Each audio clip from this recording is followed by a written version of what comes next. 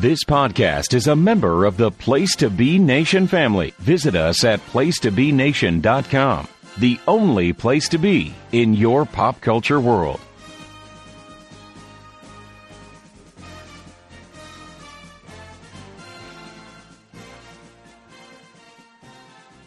Place to Be Nation, welcome back to another edition of Making Mount Rushmore here on the Pop Experience. I am your host / moderator and panelist for this episode, Steve Riddle. It is the last episode of 2023. It's been a really good year. We've had a lot of great topics to talk about, including what's been a kind of a running theme through this year, the Overrated, Underrated series, which will come to an end this episode. I might bring it back next, in the future periodically. But that's, for me to decide another date. I, of course, only have, it is only a two-man booth today. I do have just one guest with me. He has been on before. Last time, actually, he was with us in the last episode, mainly as by proxy. He just submitted a list but did not come on. But he is on here today. Like I said, he's been on before that you've heard him. You can usually hear him over on the 24-inch podcast, as well as being a normal contributor of Chronoso over on the North-South Connection podcast. It is Mr. Steve Bennett. Steve, how are you, sir? Hey now. How are you tonight, Steve? Listen, I've been on since Andy was the host, and a couple things I want to mention. One is, I know the last time I did this show, I did it because my dear friend Calvin asked if I would do it so we could be on a podcast together. So I just wanted to remember him in this moment. Rest in peace, Calvin. We miss you here at Place to Be Nation. Always this time of the year, I think about it most because we do our gift exchange. And the first year Calvin was in it, and then the second year he wasn't. And he had come to me on the side and said, I would love to be in it. I just can't afford it this year. So the whole nation rallied together, and we bought him a new Amazon Fire and a memory card for it and a bunch of stuff. And he was just so happy. And he was happy the night that we did this podcast together. Because for whatever reason, that was important to him. And I was glad about that. That's first. Second, I want to congratulate you on taking the show over from Andy. You've done a great job with it. Unfortunately, Mondays were an issue for me before. They no longer are. So hopefully in 2024, I'll be able to contribute more here and there and beyond, because I do like the spirit of this show. That's number two. Now, number three is the important thing. I am on this show, topic unaware. I did not know what the topic was when I agreed to be on this show. And the reason for that is I had submitted a list to the last show. I took some time with it. I wrote some nice blurbs about the people I was nominating. And I also tried to get some different names in the mix. I tried not to go chalky. I figured there'd be, some guitarists that would be on most lists, some singers. Tried to bring a different spin to it. So it goes up. I'm all excited. I listened to it, and we get to the first round of names. And I think the first name thrown out is like Mick Jagger. Totally fair pick. He's been in the Rolling Stones for 50 plus years. One of the great rock and roll frontmen of all time. And then the second pick is, I don't remember exactly, someone from the 70s. Let's say it was Robert Plant, whatever, someone like that. Another perfectly fair pick. And then you get to me. And my pick that you announced is Sebastian Bach, who debuted in rock and roll on the Skid Row album that was released in 1989. And you go, just so everybody knows, Steve is old. He's really old. And that's why this list is the way it is, probably. That's probably why he announced this guy, because he's old. And also he's old. And I don't know if you know about his balls, but those are old too. And he's old and old and old. And I was just sitting there like, how old does this guy think I am? First of all, you guys pick guys that sang, Fred Flintstone was at their first concerts. I bring a guy who's a more contemporary on, and suddenly I'm the old guy. And I'm just sitting in my kitchen. My wife's laughing at me, okay, which isn't good, because I try to portray to her an aura of the guy she met 19 so I could still get laid, because if it was based on me being 43, it might be tougher. So I try to, slick the hair back and maintain a young image with her. And no, it's old. I heard the word old so many times, I thought we were playing the card game Old Maid or something. Oh man, it was a beating for me. So I had to come back here today and just say to everyone, look it, I'm 43 years old. If that's old to you, fine. But I want it to be known that the other two jabronis who were on the show last week aren't much younger than that and had much older lists than I did. So I'm just going to leave it at that. Steve, I'm pleased to be on with you, but I had to first give you a quick smack for some of those old comments last night, and now we can move on. Well, I do. Well, I mean, to be fair, most of my picks were of the older variety too, because I mean, I am 38, so I'm not that far off of you. I mean, if I was going to make fun of anybody for being old, it would have been Andy, because he's obviously, I think he's the oldest of all of us, and that included. And I mean, we went to different high schools together, me and you. Like, we're in high school at the same time, based on the age difference, essentially. So. Right. Yeah. No, but no, it's all good. Just real quick. You mentioned Calvin. Yes, he is still well missed to this day. I had the honor to do at least one Mount Rushmore with him. It was about TV and movie dad, so that was really fun. He was a very cool guy, and he is still missed sorely to this day. So, I want to back you up on that one. So, yeah, a very dear friend of mine. We got really close. As you know, I think we both sometimes viewed ourselves as Place to Be Nation outsiders to a certain degree, and we bonded in that way. And yeah, I said what I had to say about him. I love him and I miss him, and he's here with us doing this one. I'm sure if he was still with us, he'd be in person, but since he's not, he's from the beyond, and I'm sure his list is terrific. So, shows for Calvin. Yep. Yep, it is. So, like I said, we are concluding the underrated, overrated series that I've been doing through this year. I, of course, had done songs, did musicians and bands, I did films, and now we're going to close it out here by talking underrated and overrated TV shows. Obviously, there's many different TV shows that many find underrated and overrated. Obviously, myself and Steve have our own picks, and we're going to go ahead and start off with the underrated TV shows here in the A block. Again, basically shows that maybe don't get the love that they should. Maybe they're just kind of personal favorites of ours that maybe not others think about all the time. But obviously, I'm thinking we're going to have some pretty good choices here. So, Steve, why don't you go ahead and give us the first entry on your Mount Rushmore of underrated TV shows? All right, I'm a big TV show guy. I love TV shows. I have a lot of sets, show sets, and I also prefer the underrated. I'll talk about why when we get to overrated, but I think a nice list here. And the first show is one that has been my favorite show since 1983 when I was 3 years old. It's never not been my favorite show. People ask me sometimes, they're like, "You still watch that show?" And I'll be like, still, I never stopped watching that show. My daughter, who's 7, is a huge fan, and we collect the toys and merchandise of this show together as a hobby. And to me, it's the greatest show of all time, with Sopranos a close second. Sopranos properly rated, though, as one of the great shows of all time. This one, wildly underrated, and that is the A-Team.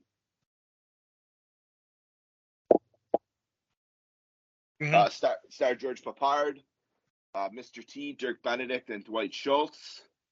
It's a man's show, and so much so that they chased the women that the network would hire off because they wanted it to be a man's show.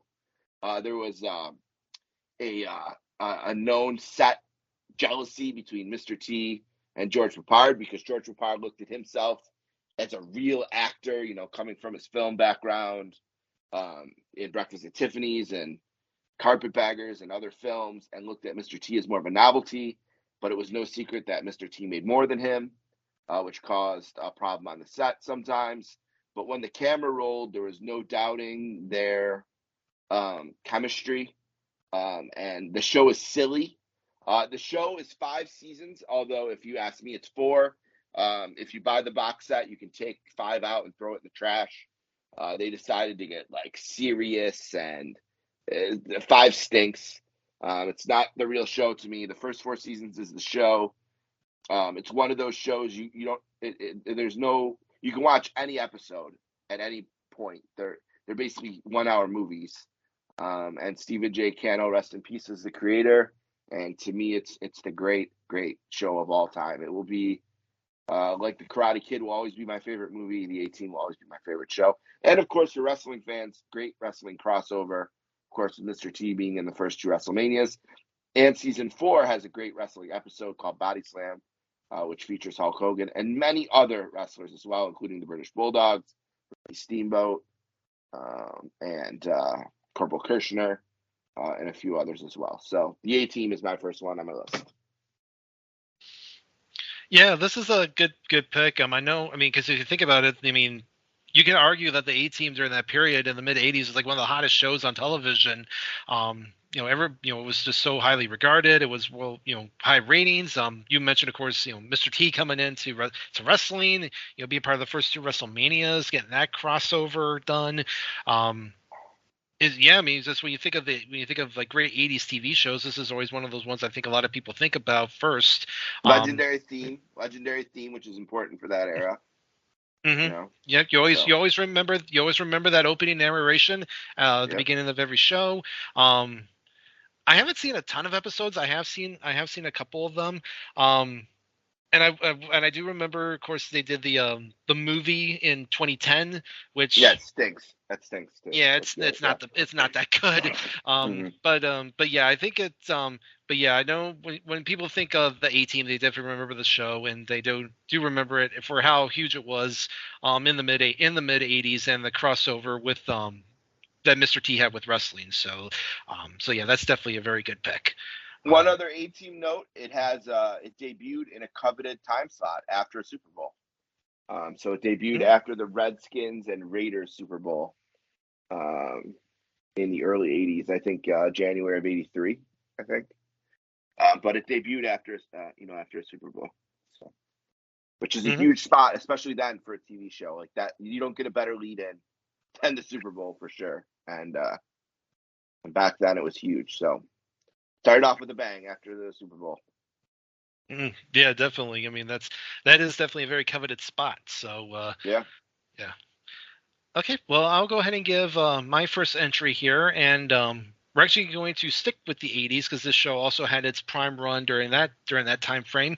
And it's a show that, again, I think doesn't get talked about enough, specifically for being kind of the building block of a network. And we're actually going to go to our good friends north of the border of Canada, because that's where this show got its start. And I did go with the show You Can't Do That on Television. For those that may not be familiar with it, it's basically, as I kind of like to call it, Saturday Night Live for kids. It was basically, like a sketch comedy. Kids were like the main characters. Like I said, started in Canada in '79 as a local show, but in '81 it started becoming featured on the brand new network Nickelodeon, and it was really kind of one of the first shows that really helped build that network throughout the '80s, as it started kind of gaining its identity as a kids only network. Had a really good run throughout the '80s. Like I said, it introduced everyone to the green slime, which would become Nickelodeon's trademark. It was one of the first exposures for future singer Alanis Morissette. Yeah, and it did come to an end in the '90, and it kind of fell out of rotation. It happened throughout the early part of the decade, but then kind of fell out of rotation, and now the episodes are kind of hard to find. I do think some of the first season is on Paramount Plus right now, but I think, like I said, it's definitely one of those shows that I don't think gets enough credit for being such a important influence in helping Nickelodeon grow. And even though it was definitely I think it was kind of poorly written, but I think that was part of the whole the nature of the show, is that it was that it was supposed to be like that, and again, just kind of, like I said, just served as a good building block for Nickelodeon and helped it grow throughout the '80s. So I definitely think it deserves a lot more credit than I think it sometimes gets. So did you have anything else to say about You Can't Do That on Television? Yeah, I watched it as a kid on Nickelodeon for sure. I remember watching it, with Double Dare and some of the other shows that were on in that era on Nickelodeon. Had a lot of laughs watching it. It's got a ton of episodes. I think like 150 episodes of the show. I think they did 10 seasons. And then there was a one-off in 2004 that was like bloopers and band scenes and things like that. So that was kind of cool. I think it was called Project 131. So you can check that out too if you're looking for something more like a recap. Good way to tip your feet in. But yeah, legendary show. And I think, again, one that really fits the theme. It certainly is underrated. Mm-hmm. Yeah, absolutely. All right. Well, why don't you go ahead and give us the next entry on your Mount Rushmore of underrated TV shows? All right. Next for me is a show about a lawyer who moves home from the city after catching his wife with the mailman, and starts his practice in the local bowling alley, which he buys. It debuted in 2000 and ran 4 seasons. It never quite got the audience it deserved, but I give credit to NBC for hanging in there with it. It's an incredible show called Ed, starring Tom Cavanaugh, Julie Bowen, and Julie Bowen is Ed's love interest in the show, called Carol Vesey, and she's so beautiful and so hot in the show. And it's such a great small town America, this goofy premise of the lawyer working out of the bowling alley. And unfortunately, what happened to this show, first of all, dual ownership between multiple studios. And second, it was music heavy in an era before they secured the rights for future media. So it's never really surfaced on streaming or on DVD even. It never got a DVD release when all the shows are coming out. And it was always because they didn't have the license to the music and there was too much music, and neither studio who had partial ownership of it wanted to claim responsibility for that. So it's kind of a show that's gotten lost in history a little bit. It ran from 2000 to 2004.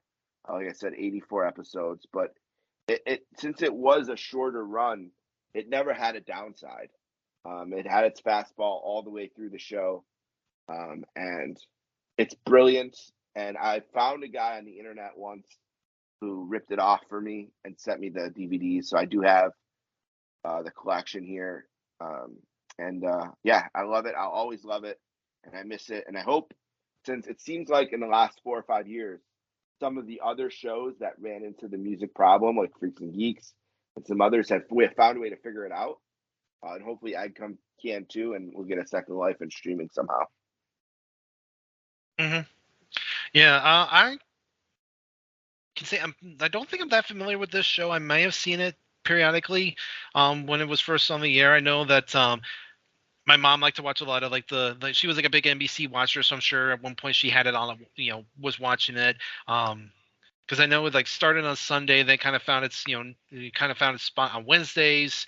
It was kind of definitely right in that little sweet spot, like after Seinfeld ended, after Friends was hitting its peak. So I think it was I'm pretty sure NBC was trying to find its next big hit. Yep. So, I mean, it does sound like, just looking at this, cast, it's got some pretty good, good stars in here. They had some pretty big names come in as guest appearances, and I wouldn't be surprised, like you said, if they do end up, figuring out everything that we don't see it on Peacock here shortly. Yeah, fingers crossed, because it's really good. It really is. Mm-hmm. Okay, well, I will go ahead and give my next entry on my Mount Rushmore of underrated TV shows, and this is another one. I'm actually going back to Nickelodeon, this time to the 90s, and a show that's that was kind of nestled in right in that mid-90s era, particularly coming off when the Nicktoons started, with Doug, Rugrats, Ren and Stimpy, and then you kind of have that little glut in the middle there right before SpongeBob came out at the end of the decade. And this show I always loved. I thought it was extremely funny. It was really well written. Some funny characters, and that's Rocko's Modern Life. You have this thing of the story about this wallaby who's trying to just sort of go through life with his friends, Heifer and Filbert, while also dealing with other characters around O-Town. Again, just really well written. It was so funny. There's some really good jokes in it. A very kind of more adult humor that you would probably expect in a kids show like that. Again, it only ran for 4 seasons, from 93 to 96. We did have that one kind of like reboot a couple of years ago for Netflix. But I think it's definitely, again, one of those TV shows and those cartoons that when you ask a lot of people what they remember about that time period, this is one I think they definitely will remember very highly.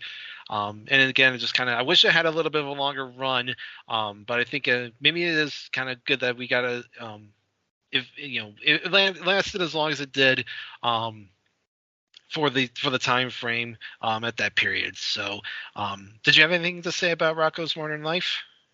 I missed it. I mean, I was 13 when it debuted, so at that point, I think probably the last cartoon I had watched was He-Man. I don't know it. It looks funny. I would check it out, but I didn't know it then. I missed it. I was playing on 2 hockey teams at this point, and all I cared about was hockey and wrestling in life in 1993. So, no offense to Rocko, it just wasn't hockey or wrestling.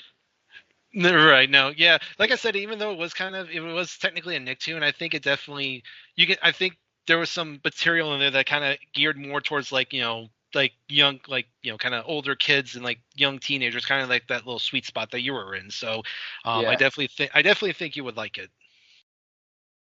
Yeah, it says dark comedy. So yeah, I'll look it up. I will check it out just for you, Steve. All right. All right. My next Okay, one is from the creators of The Wire. The Wire, one of the great shows of all time. Again, one that I feel is properly rated. Often named as one of the best shows of all time. This one wasn't a hit. Well, The Wire was never really a hit either. But this one, it just doesn't get the acclaim it does, but it is great. It's called Treme. It's about the rebuilding of the heart and souls of New Orleans post-Katrina. It's a post-Katrina drama that takes place in the city. We see how they're rebuilding, how they're dealing with life. John Goodman is one of the original stars who doesn't make it through. No spoilers, though. And Wendell Pierce, Clark Peters are some of the Wire, former Wire cast members that are on this show. I'm a Saints guy. I'm a New Orleans Saints fan since I was 7 years old, and I love New Orleans. I've been there about as much as any American city there is outside of the one I live in. I love being there as a visitor. It's too hot for me to live. I can never live there, but I like to visit in the fall or the winter. And I couldn't wait for it to start, and I wasn't disappointed. There's a lot of culture in it, a lot of music and art and things that make New Orleans, New Orleans. And the writing is great, just like The Wire. And it's an easy thing to get through. It's 38 episodes, 4 seasons, of about 8 each. I know season 4, they offered David Simon a half a loaf, as he put it, to finish it off and to close off the series. So the 4th season, I think, is only 4 or 5 episodes.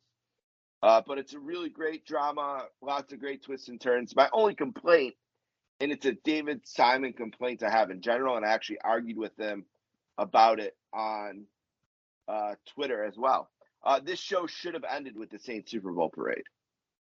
The Saints winning the Super Bowl in 2010, February of 2010, did essentially end the Katrina rebuild era in New Orleans, and it should have ended with it. But David Simon, unfortunately, isn't a sports guy. If you remember, The Wire takes place in Baltimore, and there's barely a Ravens jersey in the whole 5 seasons of The Wire. So he's not a sports guy. He doesn't think that sports has the impact on a city that I do. I think he's completely foolish in that. I think it absolutely should have ended with the Saints Super Bowl parade. Parades are a big part of this show. He went a different way, so I disagree with him there. That's fine. But Treme is great. It's worth your time, and it's easy. You can be done with it in a month if you want to be. Mm-hmm. Yeah, this is another one that I don't think I'm that familiar with, so I'll definitely have to take a look into it. I do agree with you about, sports victories being very influential for cities. I mean, I live in Vegas, and when the Golden Knights won the Stanley Cup this year, that was a huge deal for the city. So, so I definitely, Yeah, I I'm mean the Saints winning the Super Bowl in New Orleans. You don't have to be a fan to know that that's like one of the three greatest things to ever happen in that city. oh And it yeah, happened. And it happened right at a week before Mardi Gras. So Mardi Gras got to be an extra week that year. I mean, there's over 1 million people at the Saints parade. I mean, for David Simon to undermine the importance of that to me is ridiculous. Like I said, we fought a 30, 40 tweet back and forth fight about it on Twitter one time. But so that's ridiculous. But it's a great. It doesn't need that. It didn't need that. It just should have had that at the end. Would have been the perfect way to end it. That doesn't take away from the other, 37 episodes and 55 minutes that were really great and really delivered. hmm yeah, definitely. Like I said, I'll have to definitely have to check it out. So on my on my short list of things to check out. So, okay, well, I'll go ahead and give my next entry on my Mount Rushmore of underrated shows, and I might be kind of cheating about with this one because I know some people might find this show properly rated. I do think it does get a little bit underrated, considering it was on during a really good period there in the late '70s, early '90s. I'm sorry, late '80s, early '90s, I should say. When of course for me, I do remember the when you were growing up that period, you always remember TGIF on ABC, and of course one Mm-hmm. of the big shows during that period was of course Full House. Um, Again, just a really good show. You had Bob Saget was really funny as Danny Tanner. You had John Stamos and David Coulier were great as his the ones helping him raise his daughters. Candace Cameron, Jodie Sweetin, eventually Mary Kate and Ashley. Again, just really good writing in that show. Really good episodes. Dealt with a lot of real topics that that you don't normally see in sitcoms like that. And like I said, it had a really good run, ran for 8 seasons, 87 and 95. And then of course, you had the spinoff more recently, of course, Fuller House, where all the girls are grown up and they've kind of moved back in. I do remember me, my mom, my sister, we binge watched like that first season of Fuller House a couple of years ago for we were kind of staying at my sister's house for Christmas, and it actually surprisingly was a lot better than I thought it was going to be. I think they kind of played off the history of the show and kind of made sure kind of kept everything going really well, and again the TGIF lineup went through so many different changes over the years, but I think when you get down to it, you always remember those like core shows, like this one, Perfect Strangers, Family Matters. Family Matters. Yeah. Yep. Eventually, other shows Step like by Step. Step by Step, Boy Meets World, just to name a few. There were so many great ones, but I do think for me the centerpiece of it will always be Full House. So do you have anything else to say about Full House? Well, yeah, I have a lot to say. First of all, is it underrated? I don't know. I'll give it to you. I'm not sure it is though. Here's the thing. I have a 7-year-old daughter, and one thing I hate about children her age and older is that they don't know anything that didn't happen 5 minutes ago. And when I had my daughter, I said she's not going to be like that, especially culturally. I want her to know about things that happened before she was born. And we watch all kinds of 80s and 90s and sometimes even 70s, 2000s programming. And almost no show has hit with her harder than Full House has. She watches Full House all the time and loves the show. So I just think it goes to show how well it's held up and how the messages that were told on this show are cross generational. And this show, I think, will live forever. Rest in peace to Bob Saget, who, by the way, was one of the funniest, filthiest comedians of all time outside of this show. And I got to see him do comedy a few times, and he's hilarious. He was the director of an underrated movie called Dirty Work, starring Norm Macdonald and Artie Lang, which I would recommend checking out. I have nothing but love for Full House. Every episode ends with the little soft music coming in, the doo doo doo doo doo, and a heart to heart between one of the guys and one of the girls. Jodie Sweet was on crack for a little bit, but then she turned into a dime. So shout out to Jodie. She's looking great these days. They put Aunt Becky in prison, but she's paid her debt to society, and she's back on the streets. Thank God. One of the all-time beautiful women in the history of entertainment. Shout out to Lori Loughlin. No, this is a great show. Is it underrated? I'm not sure, but I'm glad you mentioned it just so we could talk about it for a minute. It's great. Yeah, and it's funny you mentioned about Bob Saget because my memories of him always will be a Full House, and also when he hosted America's Funniest Home Videos in the early '90s. Yeah. And yeah, he just seemed like this clean cut, wholesome guy, and then when you go see his stand up, he's like the exact opposite of what you see on TV. It's just so amazing. But this just kind of shows his range as a comedian. So yeah, definitely he is sorely missed to this day. So yeah, rest in peace, Bob Saget. It's such a sad and weird death. Like they theorize he hit his head on the back of the bed. I don't even know, but too bad because he's great and he was great, is great, will always be great. So we'll miss you, Danny. One of the all-time great cleaners too, Danny Tanner. Kept a tidy house. Mm-hmm. Yep, definitely. Okay, well, why don't you go ahead and give us the last entry on your Mount Rushmore of underrated TV shows? All right, back to NBC. And I knew your mother was a big NBC fan, so I have 3 or 4 NBC shows here. The A-Team add, and my number 4 show, Parenthood, which is a family drama with heart. A huge cast surrounds a family called the Bravermans. Again, this is another show that its whole run was sort of fighting for audience. Despite, acclaim, the Seppenwalds and Feinbergs all would speak very highly of this show. But it never quite it was never quite the hit that one of the shows on my overrated list was, and I'll talk more about why I put that on there when we get to it, another NBC show. But this show is great. The Bravermans are great. A great cast: Lauren Graham, Dax Shepard, Monica Potter, Erica Christensen, Peter Krause. The kid from Cobra Kai made his debut here. Ray Romano was on a few seasons. The Braverman family is one of the great families.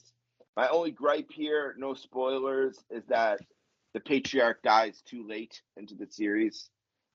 Me and Justin, shout out to Justin Rosero, we argue back and forth about this. He thinks that they nailed it. I think that they should have let go of Zeke a little earlier so that we could see how the family survived a little bit without him. But that's a nitpick. It's great drama. And also, it takes place in San Francisco, and it is about a family of San Francisco liberals. And there's nothing wrong with that. Don't get me wrong. That's not me. I'm certainly not that. But I'm always grateful that this show aired when it did. Because if it was any later and got any further into the world that has somehow developed around us, where everything is so political and politics is so important, like even when you're buying sneakers or something, it's like, well, the guy who sewed the stitches in this is he's against abortion or something, so I got to buy that one. I don't know. All this silliness. I pray to God all the time that Parenthood missed that era, because it could have easily, I think, fallen into those traps. But instead, we get a very reasonable worldview from a California liberal family that I think represents some of the great parts of what would make someone a liberal. Certainly very well intentioned. There's nothing nefarious about these people. They're good people that are just going through the world with real shit happening to them. And it's all about how they navigate it. And the number one message is, and something very important to me as an Italian American, is that family is everything. And we are never stronger than we are when we're with our family. That's the message of this show: family, family, family, which apparently now is a conservative value. So there you go. But to me, it's great. The acting is great. The storytelling is great. And I'm grateful for all 103 episodes of this show. Truly, I feel, too, fits the fits the wording of underrated because it just never quite found the audience it deserved. Mm-hmm. Yeah, I do remember this show being on the air, and I again have seen like a handful of episodes. So I didn't realize that this was actually kind of a I guess you can say like a loose reboot of the '89 movie. film of the same name, Yep. and then they did like one season of it in '90 to '91. That Ron Howard did, and then they they asked him to come back for this new season for this new version. It did have a good run though. I mean, it lasted 6 seasons. Yep. And it does. I mean, it like you said, we're kind of in that point there, like the turn of the decade where these new shows were trying to kind of get their footing, and we're almost kind of starting to kind of inch away from cable being like primary for everybody, and everyone started that's when like streaming was really kind of starting to really get hot. It overlaps with like House of Cards and Orange is the New Black. Those early big streaming shows, it overlaps with those. But you mentioned it had a good run, but it was one of those shows that was always on the bubble. Every year it ended, and you wondered, would it be back the next year?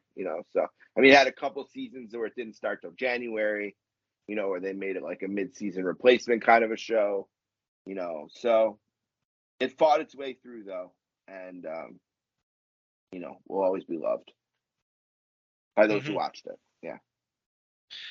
Yeah, definitely.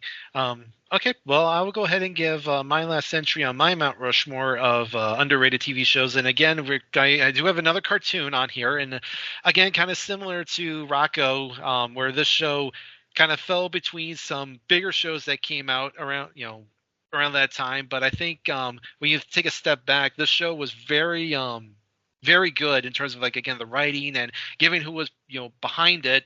It's not hard to understand why. And I went with King of the Hill. Started in '97 and it had a really long run. Went 13 seasons until 2010. It was one of kind of the anchors of Sunday nights. Obviously with on Fox, obviously with The Simpsons. Eventually with Family Guy and then kind of once other cartoons kind of came along. Like American Dad and other ones. The King of the Hill kind of got shoved to the side a little bit, and like I said, almost kind of forgotten about. But it's really well done. The family is really good to relate with their problems. Obviously, Mike Judge, great great creator of works. Obviously, he was the guy who did Beavis and Butthead, and he. I thought he really did a good job with this show. It was, had really good voice casting. Again, you related to the issues that these characters had. And again, I think, you kind of, I think a lot of people thought it was going to eventually be the spiritual successor for The Simpsons. But then when The Simpsons just kept going, and then, like I said, Family Guy came along, this show, I think, kind of got, like I said, pushed to the wayside.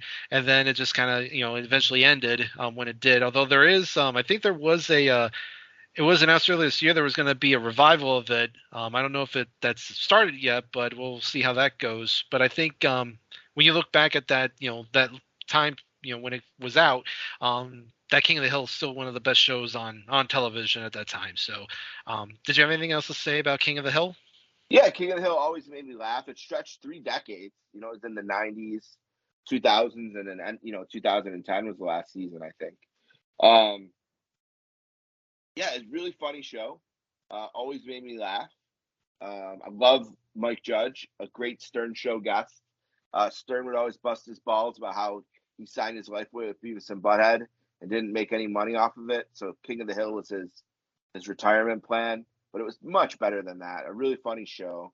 Love the animation style. Kind of looks like an episode of Beavis and Butthead. It's got that Mike Judge animation look to it. And yeah, great characters. Again, family, right? It's at the heart of a lot of these shows. Family and friends. It takes place in Texas. Sells propane. Good stuff. Good pick. I like the show. Mm-hmm. Yeah, absolutely. Okay, well, that will go ahead and wrap up our main list. But now we can go ahead and talk about any honorable mentions that we haven't brought up yet. So I'll let you go ahead and just kind of list off what you had on your honorable mentions. Yeah, I had a bunch. I'll run through them quick. The Ali G show, right? Everyone likes Borat and Bruno, but when it was a show on HBO, really, really funny. Terriers was an X FX show. Only got one season. Should have been more. A really great buddy police kind of movie show. Chuck, another NBC vehicle. Good stuff there. The Larry Sanders Show. To me, it's one of the, if you asked me to make a Mount Rushmore of TV shows, Larry Sanders would be on my short list of considerations. It is highly rated. I don't know if it's rated that high though. The Norm Show, Artie Lang and Norm Macdonald together is brilliant. Banachek was another George Papard show. It's actually in the 70s, a private eye type show, 1.5 hour episodes, almost like mini movies, really good. Barney Miller, which was a cop show in the 70s, really great. The Americans, I'm not sure how that's rated. One of maybe the best final season and final episode of any show I've ever loved. Shout out to the Americans. Halt and Catch Fire, a really underrated show about the growth of tech in Texas in the 80s. And I mentioned it earlier, Freaks and Geeks, the greatest show of all time to only have one season. Freaks and Geeks, another NBC vehicle as well. Mm-hmm. Yeah, so some good picks there. I feel like the Ali G show, if it wasn't for Borat, I feel like that character would have a little bit more legs in it. I know you mentioned our buddy JT Rosero. I know he loves the Americans, so I'm sure he'll be very happy that you did mention that. Oh yeah, we watched it together. We used to watch it together back in the day for sure. Yeah, and it's funny. I always thought Freaks and Geeks had more than one season because I always we always hear about it. But yeah, the fact that they only had one season is kind of shocking. So, oh yeah, definitely. Yeah. So I do have I have a couple of other ones on my honorable mentions. Not as many as yours, but I do have some here. Another Nickelodeon show, kind of I think a little ahead of its time. Are You Afraid of the Dark? Part of the obviously the kind of the anchor show for the SNCC lineup. And that's during that time frame. You didn't see a lot of horror shows and kind of geared towards kids. So I think that was kind of a very unique show for its time. Again, another show maybe not underrated. I know it is pretty loved, but The Wonder Years. I feel like Winnie Cooper. Yeah, I feel like that one still at times doesn't get the love that it deserves for how good it was. Definitely, and Fred Savage's kind of launched before Boy Meets World, so he does have that. Another kind of interesting show, The Twilight Zone. Another kind of one of those shows that really make you think. A lot of those ideas from the show kind of would span off into various movies and other TV shows. So I think that definitely deserves some love. And then I do have actually a trio of Marvel shows. Two of them that I think ended way too soon, and one that I'm not sure about if it's going to come back for a second season, but I definitely think it should. But first, Agents of S.H.I.E.L.D. and Agent Carter. I feel like both of those shows never really got enough time to get hit the ground running because I think they ended really early, particularly Agent Carter because that only lasted 2 seasons. And then the last one I had in the same vein, Miss Marvel. I know with the Marvels having recently released, I know a lot of people are not too high on that, but I having seen that film, I think she was definitely one of the highlights of it, and I would definitely like to see if they do end up giving her another season of her show. So those were some of the ones that I had. I don't know if you had anything else to say about those. Oh, glad you gave Twilight Zone a shout out. It used to scare the piss out of me when I was a kid, but I always wanted to watch it anyway because it was always so compelling. Just would always scare the piss out of me. Yeah, good choices there. There's, I think, underrated. What I like about it is you're sharing share. It's always nice to share something you like. I feel like, and all these shows that we mentioned. I mean, we mentioned them because they touched us in some way, whether it be they were funny or they were, good family vehicles or whatever. But yeah, I probably could have picked 5 or 6, 7, 8, 9, 10 more too. But it's good. We got a bunch of great shows out there and some good ideas for people streaming over the holidays if they're looking for something. Mm-hmm. Yeah, definitely. But with that, we'll go ahead and take a quick break here. We talked, like you said, a lot of great TV shows here with our underrated ones. But now, when we come back on the other side, we're going to flip the script and talk about some shows that we think might be overrated. So this is Making Mount Rushmore here on the Pop Experience, and we will see you on the other side of this, commercial break.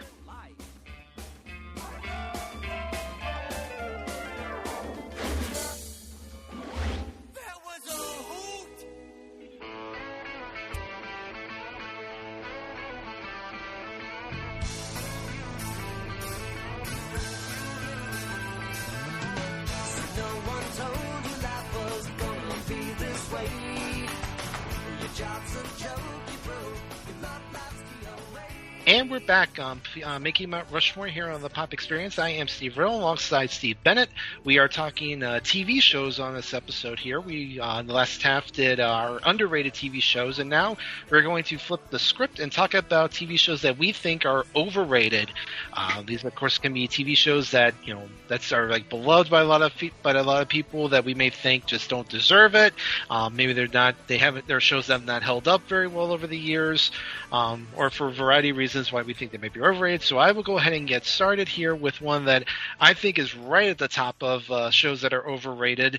I do not think it holds up really well, even though it was arguably one of the hottest shows on NBC when it was out. And that's, of course, the show Friends.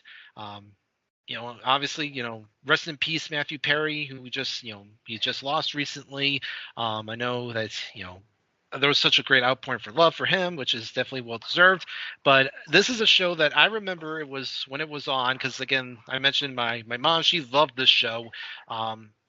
And I never could get into it when it was on the air. It did have a good run. It lasted 10 seasons.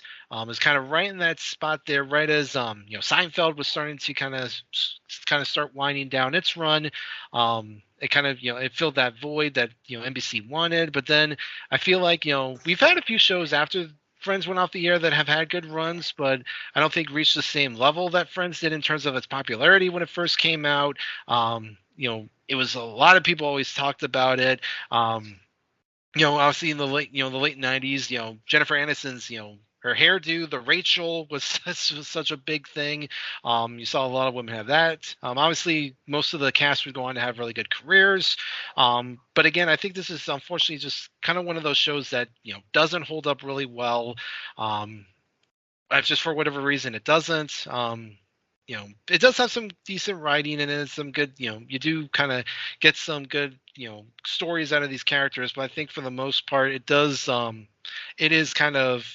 overrated, in terms of, memorable TV shows that were very popular when they first came out. And, you actually had this on your Mount Rushmore as well. Yeah, it was the first thing I thought of. I'm not a big overrated guy. For the reason is because it generally becomes like, tell me 4 things that you don't like, but a lot of other people do. And look, I don't like when people tell me the things I like aren't good. So I try not to do that to other people. But that's the assignment today. And this is the first show that came to mind. I just don't find it funny. And the reason why I have it as my number 1 overrated show is because I feel like people who love it try to put it up there with Seinfeld and Cheers and All in the Family and The Simpsons and whatever top sitcom you want to name, and it's not in the same league as those. It's just not. And it never made me laugh once, but I didn't. To be honest, I just know it's not for me. I wasn't the person they were trying to reach. I'm fighting it, but to me, it's for girls. It is. It's not for me. It's shout out for using Yellow Ledbetter on the last episode, but other than that, I think it stinks, and I would never spend a second watching it the rest of my life. So I don't know. Maybe that's harsh, but sorry. No, like I said, my mom was a big fan of it, so she was definitely writing that demo for it. So, but yeah. I could and that's fine. Yeah. I'm glad she likes it. It was for her. It was for her. You know what I mean? This was not for me. As Eddie Vedder once said, right? Not for you. This was not for me. Mm-hmm. Yeah, definitely. Okay, well, why don't you go ahead and give us the next entry on your Mount Rushmore of overrated TV shows? All right, this is another one I hate, so I might be harsh again here. But The Big Bang Theory is not funny. Those nerds are nothing but nerds. Yeah, the hot one's hot, but she isn't that hot. And it's nonsense. It's nonsense. It's terrible. Oh man, it's bad. It's so bad. Bad. Overrated. Anyone tells you this is their favorite show, tell them you'll meet them at Comic-Con later that month and walk the other way. This is terrible nerd crap. It's horrible. Again, not for me. I put Friends and Big Bang Theory on the list, walked away for a couple days. came back and finished it off because those are the two for me. And then the other two, whatever, but those stink. Again, harsh. I'm sorry, but it stinks. Yeah, I personally never really got the appeal of the show either. Yeah, I know it does have its its fans because it does appeal to because the characters appeal to certain people. And it had, again, a long run, 12 seasons on CBS. It was one of the highest rated shows for so long. But yeah, I think it's just one of the things where it's like you're either gonna really love it or you're gonna really hate it.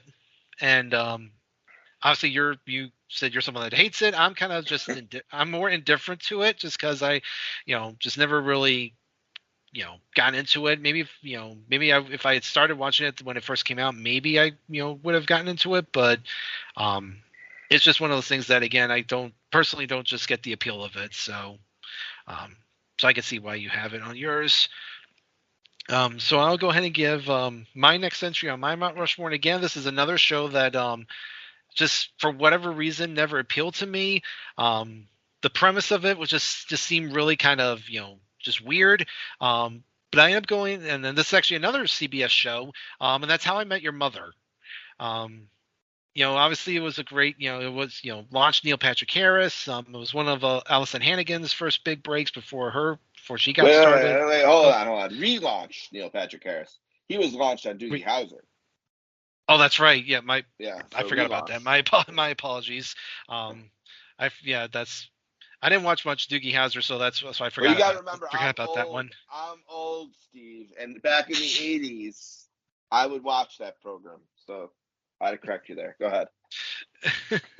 No, that's okay. Well, I mean, it came out. Doogie Howser came out in '89, so I mean, I was with him at 4 at the time, so probably would have been too young for it. But either way, yeah, either way. But yeah, just the whole premise of the show, just about about this guy trying, kind of telling the story about how he met this one woman. And I know, again, I think one of the other things is that a lot of people find shows to be overrated when their series finale doesn't hit like it should. Oh, and that's a bad one.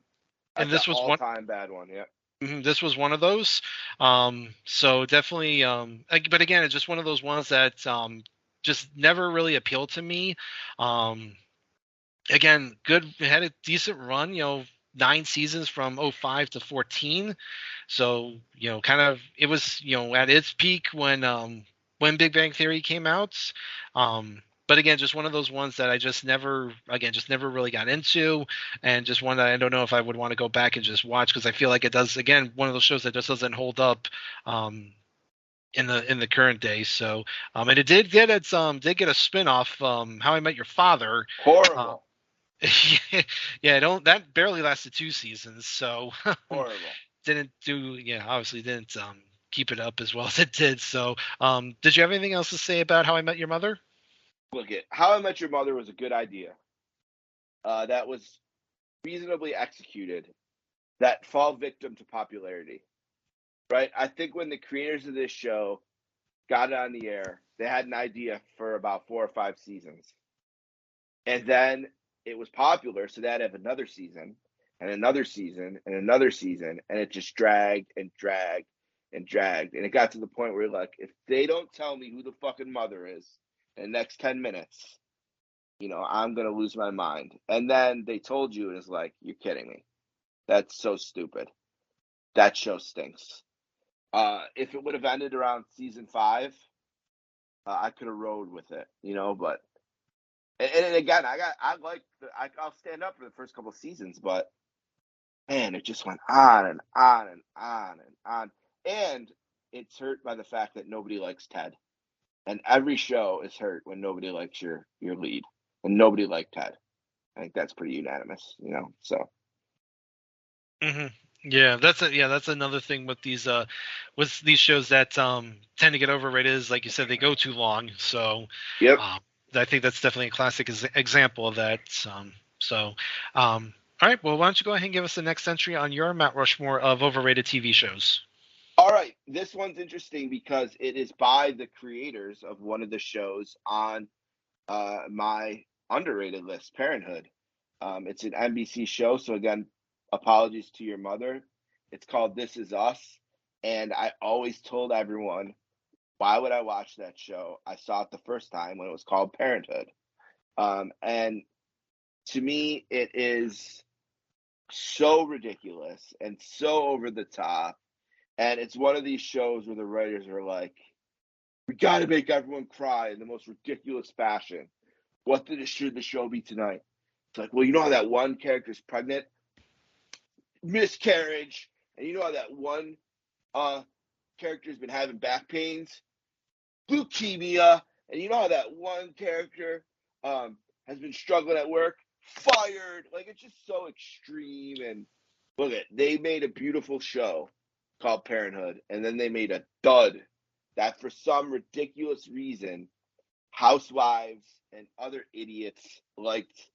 I have to say this, like better. It was a more higher rated show than Parenthood, but it stinks. It should have been canceled after episode 2. So This Is Us, overrated. Again, apologies to your mother if she liked this one. No, I appreciate that, but yeah, again, kind of I mean, just reading up on it because I know of it, but again, I never really watched any episodes of it. I mean, like you said, it pretty much looks like it's a carbon copy of Parenthood, and it's funny you kind of mentioned how Parenthood was came around at like the exact right time. Prior to like the whole cultural culture and wars in a sense. Opposite. Yep, and I just about you beat me to it. It's like this is pretty much like everyone talks about today like the whole like DEI initiatives. Yep. This is clearly an example of that. So and it's so forced. It's nonsense. It's a nonsense show. Right. I think that's a lot of the problem that people have with it is like diversity is not a bad thing. Just don't force it down people's throats. Right. Diversity for the sake of diversity isn't good. Diversity because you have interesting characters that are living interesting lives that overlap with other cultures and things like that. Great, bring it on. You know what I mean? But this is so forced and so over the top, and it's just watch Parenthood. Trust me, it's way better. Yeah, it's like don't sacrifice good writing and good characters for the sake of just checking boxes. So exactly, you read my mind. Okay, well, I'll go ahead and give my next entry on my Mount Rushmore of overrated shows, and this is another one where might get some flack for this because I know it has its fans, but one of those ones again that I mean I didn't watch again a lot of it just because it was on HBO, and I mean, it seemed like something that I think could appeal to me, but again, one of those ones where the series ending really soured a lot of people on it, and that's Game of Thrones. Another, it was a huge hit for in the 2010s. Lasted for almost 8 seasons. Again, just kind of tapped into a that Middle Earth kind of not to steal from Lord of the Rings, but that culture. There were some really good characters in it. They had some good stories throughout, but again, a lot of people said that as the show went on, it just kind of dragged on a little bit, and then like we said, the series finale for it again, really made a lot of people upset. And I know we've got the current like the prequel currently, House of the Dragon is going on right now, and I know that's getting some good support. But yeah, just another one of those shows that you either love it or you hate it. And again, since I can say I haven't seen a ton of it, I can't fall in with one certain group. My only main memory of this show was when South Park did their three episode parody of it. Talking about Black Friday, so that's my one. That's my kind of my take on my kind of tie into this. So, did you have anything else to say about Game of Thrones? Yeah, I'm an HBO guy. Okay, my grandparents used to call it home box, and I seen my first titties on HBO. You know what I mean? Like it's in my heart. I love HBO. I do, and this show got so popular that I was like, all right, what's the Bon Jovi song or the saying, like 100 million people can't be wrong or whatever. So I'm like, all right, I'll try this show out. All right, first problem, I don't know what the fuck they're talking about. Okay, I don't know anyone's name. I can't understand anything. You're watching it, and it's like this cool medieval show, and then all of a sudden, this one girl walks into fire, and you're like, oh, well, she's dead. You know, that's too bad. And then she just comes walking out the other side, you know, and you're like, what? And it makes no sense. And this one season they had on The Ringer, HBO, Bill Simmons had a relationship with HBO, and The Ringer did like an after show. And I would watch the episode. I'd watch these after shows, and these nerds would be on there talking about it. And they're like, do you remember these people that were in this one scene in season 3? And I'd be like, nope. And they'd be like, and you remember how they did this and said that? And I'd be like, nope. And they'd explain it to me. And I just realized I have no idea what the fuck is going on in this show. Then the last season is supposed to be like 7 hour-and-a-half mini movies. It's going to be the most epic thing. They had one episode, Steve, that is so dark. I couldn't see a thing. I couldn't see it. I don't know what they showed. And the people online were like, no, dummy, you just got to adjust the brightness and the contrast on your TV. It's like, what? Like, I have a $2,000 4K 70-inch TV. Like, what do you mean I got to adjust the contrast? Fuck off. I ain't doing that. It's ridiculous. And here again, a victim of its popularity. Because when the show was about the books and went along with the books, I could see the appeal. I got excited about some of the storylines. When they got past the books, and it was some jabronis in Hollywood in a room, writing the end of someone else's vision, it fell apart and stunk. That last season is, I remember I told you the Americans may have the best last season of all time. There's no doubt in my mind Game of Thrones has the worst. Horrible, horrible stuff. And again, if for nothing else, then I consider myself a pretty smart guy. I have no idea what the fuck happened in this show. I have no idea. Don't even ask me. I don't know. I couldn't understand it. I don't know what happened. I don't know what they were saying. I don't know who they are. I don't know who's related to who. And I proved it when I was watching that after show, and these people will be talking circles around me, like I was in like a fifth year medical school class or something. And I'm like, listen, I was a communication major. I don't know about surgery. Like, that's how it made me feel. And I don't appreciate that. So yeah, that show sucks. Yeah, it's again one of those shows that I've always kind of went back and forth on. Do I just want to go back and just kind of watch it just to give it a chance, or no? No, I know there's a lot of other shows that I would probably think of to go and kind of rewatch first. So, but yeah, we'll again something I'll have to keep in the back of my head. All right, well, you have one entry left on your Mount Rushmore of overrated shows, so let us know what it is. All right, and here's the thing about this show. I have a completely different tone. I love this show. I really do. I think this is a really great show. I think it's maybe in the top 50 of all time. The reason I say it's overrated is because people try to put it on the Mount Rushmore. They try to say it's a Sopranos. They try to say it's a Mad Men, a Wire, Justified, Americans, whatever the shows are. You know, if you want to add sitcoms in here, the Cheers, the Simpsons, people try to put it on that level, and it's not. It's not that good. It's very good, but it's not in the elite. It's not Gretzky, you know, it's not Jordan, you know, but there's people in the Hall of Fame that weren't as good at hockey as Wayne Gretzky or Mario Lemieux or Bobby Orr. That's okay. You don't have to be that good to be a Hall of Famer, and that's this show, Breaking Bad. It's a Hall of Fame show, but it's not one of the 4 best shows in the Hall of Fame. It's not one of the 10 best. It's probably not one of the 20 best. You know, it's somewhere after that. And I think the number one reason is at some point it became an action movie. It went from being a drama to an action movie. And that's cool, but the dramas are the top and the action stuff is below. You know, like, you know, a mob drama like Goodfellas is all time great. You know, True Lies is a great Arnold movie, but it's not going to reach those heights. This show is good, but it has its best, like that second or third last episode, one of the best hours of television ever. It has that level in it. But again, maybe a victim of its own popularity here. where maybe it went a little longer than I think they originally planned. And they had to kind of write themselves. They had to write maybe 20 more episodes than they planned on. And by the way, Better Call Saul is better. So there's that too. But I like Breaking Bad. Don't get me wrong. It's just not. It's not Mount Rushmore territory. If we were doing a Mount Rushmore of TV shows, I wouldn't even consider it. So that's all. Mm-hmm. Yeah.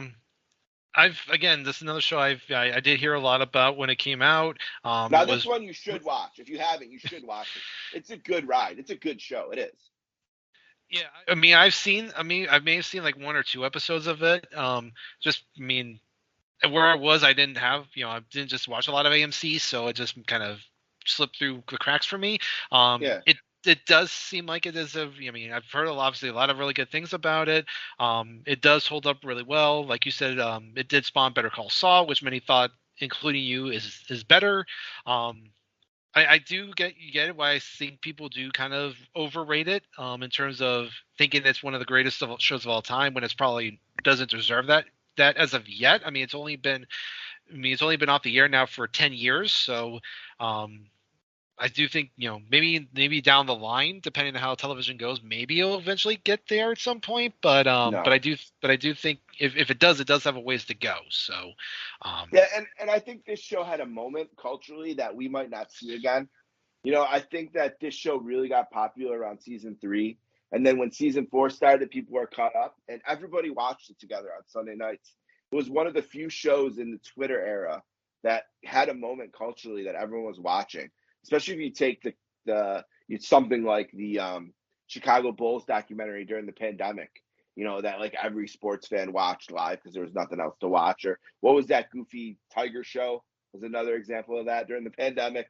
Like Tiger King, yeah. Yeah, if you take those out of the equation because that's such a special circumstance, Breaking Bad kind of was the last show that everyone watched together like that, and it happened in the Twitter era, which I think is part of the reason it's overrated too, because people think back to the cultural importance in the moment. But if you stack it up against some of the shows that were all-time great when there was 12, 13, 14 potential all-time greats, like, Sopranos, when it came to Emmy season, had to go up against, The West Wing. The Wire never won a Grammy. Fuck me, that's music. Never won an Emmy, excuse me, because it was battling Sopranos and West Wing, right? There was times where the bench was deep, and Breaking Bad hit in a moment where the bench was shallow, especially for a show that had the reach culturally that it did. So, look, it's a good show. I like it. I don't have anything bad to say about it. It's just overrated because people try to tell me it's better than Sopranos or, oh, it's a top 4 show or this. No, calm down. Calm down. Calm down. It's someone who gets into the Hall of Fame by the Veterans Committee or in their last year of eligibility with 75.1% of the vote. It's not Mariano Rivera, who was unanimous to the Hall of Fame. It's someone like Fred McGriff, who barely got in, So, and there's nothing wrong with that. Still in the Hall of Fame. Still great. Mm-hmm. Yeah. Okay. Well, I'll go ahead and give my last entry on my Mount Rushmore, and kind of interesting. All the shows that we've talked about to this point, on both the underrated and overrated, have all shows that are now no longer on the air. But my last show on here is the show that is still on the air. And again, kind of one of those where it's been on for a very long time, one of the longest running shows on television, and it is still one of my favorite shows of all time. But I can see the argument why people would think it is overrated, and I did go with The Simpsons. I mean, like I said, I love The Simpsons. I remember I've watched it, since it came out in the 90s. That was, Sunday night was my, that was my big thing, watching The Simpsons on TV with my family. Continued, watching it throughout the years. I know a lot of people have obviously said that, after like season 8 or 9, it's, started the quality started to dip. And again, I can see that argument because I do think some of those later seasons are not as good. I do remember watching the movie when it came out in '07, which I did enjoy. Great, And uh great movie experience. Very good.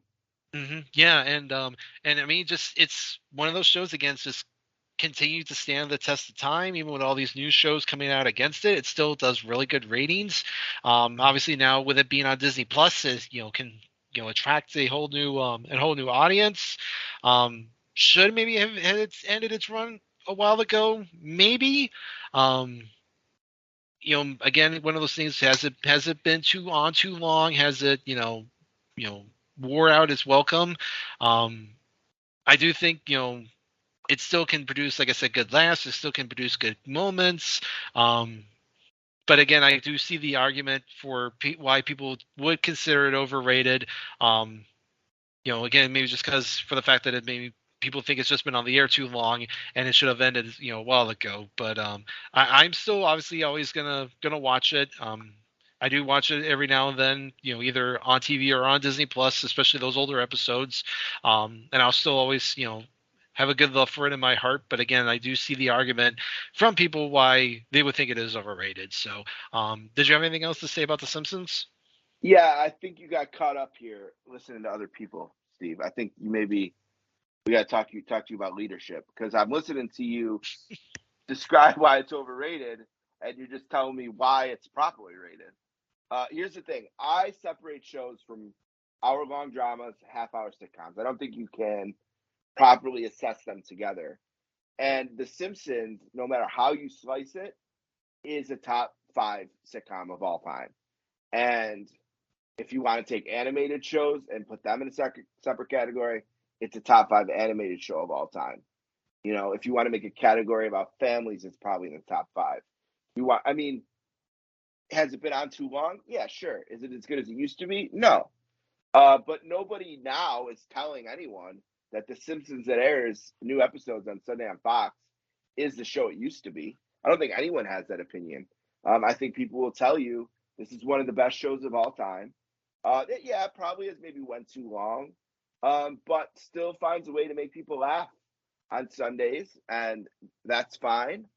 And I remember when it debuted, and these Bart Simpson shirts were like the hot thing, but you get in trouble if you wore them at school, and it was a show about Bart until it became a show about Homer, and no, I think the only way to grade it is one of the all-time great shows, and I think even if your problem with it, I'll give it to you. Yeah, it's been on too long. Yeah, it's not as good as it used to be. But even if you take the last 10 years of episodes, punt them into the river, and say you have to evaluate the show without them, I say it's a top 5 show of all time. If you say, no, you have to keep those 10 episodes and rate it with those included, I'll still say it's top 10, top 5 of all time. So I think, Steve, you got to focus on your leadership skills. I think you got caught up following people there.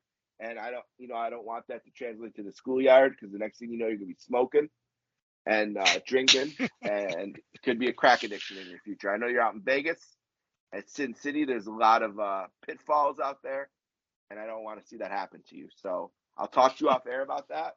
But I think that is a perfectly rated show. Yeah. Well, I mean, again, I am with you. I think it is like one of the greatest shows of all time.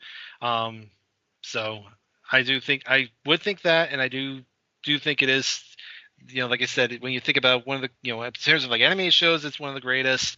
Sitcoms is one of the greatest. I mean, when we did when we did our greatest sitcom tournament several years ago here on PTB, I believe that actually won. So. Here's what you do, Steve. Whoever got that idea in your head, let them put it on their list. Because clearly you don't think it's an overrated show. So I don't know why it ended up on your list. All right, let's say my dear, close, personal friend, someone who I could see not liking because he's overall can be miserable, but he's a dear, personal friend of mine, Ryan Gray. Let's say he was on the show and he felt this way. Let him put it on his list, Steve. It's okay. All right, I won't let him put you in a figure 4 leg lock or anything. Why don't you come up with another one? Do you have another? We're crossing that one off your list. So you only got 3 right now. Why don't you elevate one of your honorable mentions onto your list? I'm not, and we're gonna let the other people put that on your list. Go ahead. So which one do you want to elevate from your honorable mentions? Um, well, I actually did have Breaking Bad as well, so that There was you an go. honorable All right, mention. so that's So, number 4 on your list. All right, good job. Now we got Breaking Bad. Simpsons, we're gonna drop down. What else do you got for honorable mentions, Steve? oh God. Well, I mean that does conclude our list. So yeah, I do have a couple of honorable mentions, and I know again some of these may be a bit not favored. I know one in particular I know might upset our buddy JT. I did have Seinfeld as an honorable mention. Craziness, crazy talk. One of the best ever. Go ahead, next. Well, again, I know a lot of people. Some say it doesn't Well, let hold them up put it as on well, their and list. Let them put it on their list. and and plus I mean I was too young to watch it, so I wouldn't have been Right. a And again, I'm target for a lot of people, old. so. I'm the old guy on this show here. So let me tell you, that show's great and perfectly rated. What do you got? What else you got? Another show that again might be hit or miss with some people, Saved by the Bell. Okay. Yeah, it's still pretty I good, but think, all right. I could see but I people mean go a again little that's one of those ones I people think go a little crazy about it. Yeah, you're right. You're right. I'll Mhm. give you that one. Yep. Yeah, this one I think is again one of those ones that might ruffle some feathers, but again, maybe for me I just didn't get into it at the time. The Fresh Prince of Bel Air. Um, Okay. Good theme song though.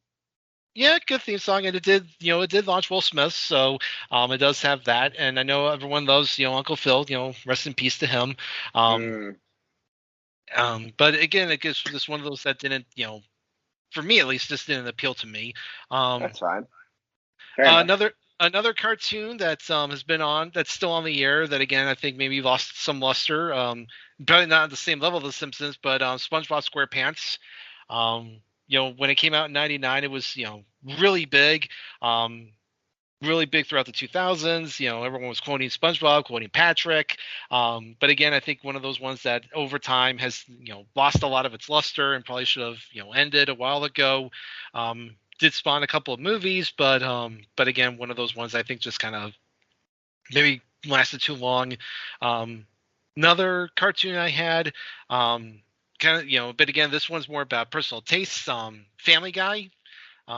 I know that's the show that not a lot of people like because of the style of its style. It's just a bunch of cutaway jokes. Again, Yeah, it's just joke, right? That's just what it is. yeah, That's but I fine. mean, one of the few shows that got canceled, but Yeah, ended up, Power of the DVD. Power of the was DVD stuff. revived. Yeah. So, um, Yeah, 'cause so so many people bought the DVDs, they brought it back. Yeah. yeah, and it was on Cartoon Network's The Adult Swim, and it got a lot of good ratings on that too. So that's why. So again, another reason why Fox brought it back. So, Yeah. but yeah, so those were my honorable mentions. All right. Fair enough. A couple of those. All right. I get. But listen, I think the takeaway here tonight is we just want to focus on leadership. Okay. And we want to remember, don't let anyone bully you. You know what I mean? Make sure you good posture. Make sure you always have good posture. You know what I mean? Don't let anyone trick you into putting a PS5 on your Christmas list if you were like Xbox. You want to be an Xbox guy. Go ahead and be an Xbox guy. It's okay. Okay. All right. Well, I know that I know you didn't have any honorable mentions on your list, but did Nah. you want to see if anything came to mind? Came to mind. I want to be. I feel like I've doled out a proper amount of anger and hate. I think I'm gonna cut it there. I think I'm done healing tonight. Okay. Well, with that will bring an end to this episode. It was a lot of fun. Whoa, slow down. What about my plug? So I get time to plug stuff? I was just about to say, All right. do you have anything you want to plug and where everyone can Yes, find I you on do. social media? Yes, I do. My main vehicle is, of course, the Sportscasters podcast, finishing up season 14 this month. You can find me on Twitter at sports_casters. sportscasters@gmail.com. We had Joe Buck a couple weeks ago, Kenny Albert this week, and finishing strong with our annual interview of John Wertheim, the executive editor of Sports Illustrated, of course, on 60 Minutes. So look for that. You can find us on soundcloud.com/sports-casters, wherever you listen to podcasts, at Sportscasters on Instagram as well. And check out my side project, me and Hollywood Dave Rollins. Find it on SoundCloud as well, the Sportscasters feed there. You don't have to subscribe to 2 different things. At 24-inch Podcast on Twitter. And I wanted to mention one other place to be thing I did as part of Cronoso. You go to the North-South Connection YouTube page. Scott Criscolo and I did a video on the Mega Powers exploding at the main event 2 for Cronoso. It's a spin-off of our popular arguments on episode 518 of the Place to Be Nation, and we wrote it back. And the main thing I want you to know about that going in is that the Macho Man was, is, and will always be someone who tried to murder Ricky Steamboat with a ring bell. So just remember that when you have any thoughts on the Macho Man. Those are my plugs. Steve, go ahead. Yeah, because that's the one memory everyone wants of the Macho Man, is that he nearly murdered Ricky Steamboat. Yep, and he was trying to murder him, just for the record. Okay, well, as for me, you can usually find me on this feed, not just with this show, but also with the Video Jukebox Song of the Day, where it's usually that's me, Andy, and Keith. We're watching we watch music videos, kind of do short form podcasts on that. I also have Pop Goes the Classics with Andy as well as Miranda Berthold, where we're going through all the Disney animated films. Hold on, you're going too fast. I got to ask you a question. Have you done the 18 in Life Skid Row video yet? I haven't. I would have to go back in the archives to see if either Andy or Keith or somebody else did. Okay, ask Andy, because I know he's old like me. Okay, I want you to track that one down, or I remember you as a decent video too, although 18 in Life is more fun. This way you can get more acquainted with the great Sebastian Bach, a 19-year-old kid when he sang those songs after coming from Toronto to New Jersey. And by the way, I know you said you're a big Bon Jovi fan. Bon Jovi discovered Skid Row. So that in mind, check that out as part of that great jukebox series. That's a request, Steve. Go ahead. You and Miranda. I'm sorry. Okay. No, that's fine. No, I'll definitely, like I said, I'll have to go back in the archives to see if anybody did that one. So, but yes, Pop Goes the Classics. That's me, Andy, Miranda. We're going through all the Disney animated films. Our most recent episode, we did Lilo and Stitch, which was fun. So our next one, which will be the first of 2024, we will discuss Treasure Planet, as we're kind of hitting this little like lull in the 2000s there for Disney. So those are going to be some interesting films to talk about. You mentioned, of course, Cronoso over on the North-South Connection. I was also on that same episode while you and Scott discussed the Mega Powers Twin Towers match of the main event 2.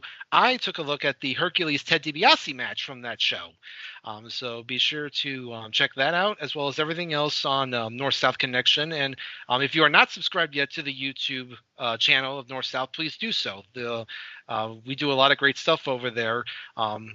With both video and audio, so please be sure to get involved with that.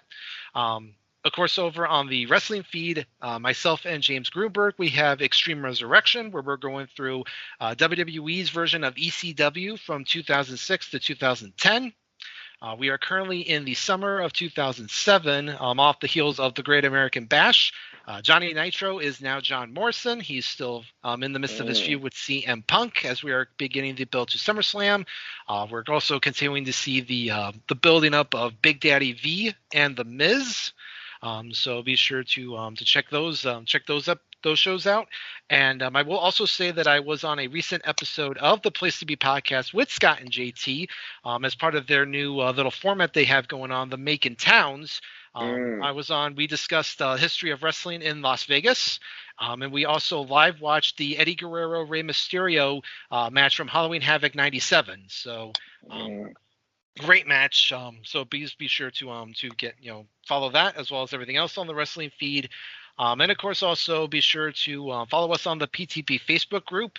Our tournament that was going on over the summer, the Greatest Song of the 2000s, has concluded. Congratulations. Yes, Final four. Horrible. Well, nonetheless, Eminem's "Lose Yourself" did end up winning the tournament. It beat out 50 Cent's "In the Club" very decisively, I might add, to win the tournament. Okay, well, what would you say is the greatest song of the 2000s? I don't know, but like "Hit Me Baby One More Time." Like who are the voters? A bunch of 12-year-old girls voting? Like "Hit Me Baby One More." Like, come on, garbage. I only voted for rock songs when they were up against rap or pop songs.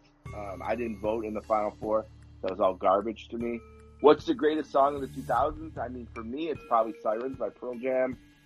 Maybe "Light Years" by Pearl Jam. Maybe "Sad" by Pearl Jam, although that technically, well, I guess it's 2000, 99, 2000, somewhere in there. It's not Britney Spears, though, that's for sure. Holy hell. But I wanted to mention, I'll be making the challenge as well, Steve, after Christmas.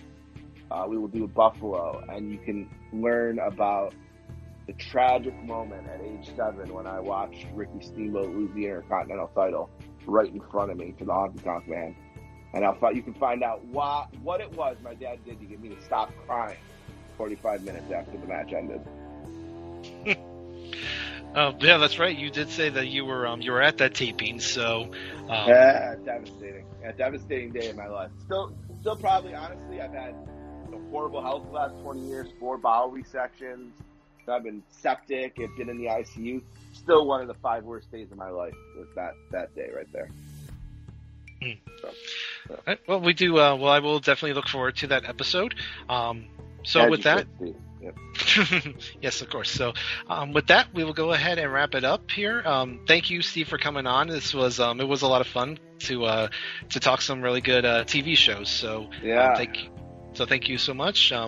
And thank you to everyone who've been listening, not just tonight, but throughout the year of 2023. Like I said, it was a really good year, and we look forward to seeing what 2024 is going to bring, not just for this show, but for everything across all the PTB feeds. It's going to be a really good year. So for Steve Bennett, I am Steve Riddle.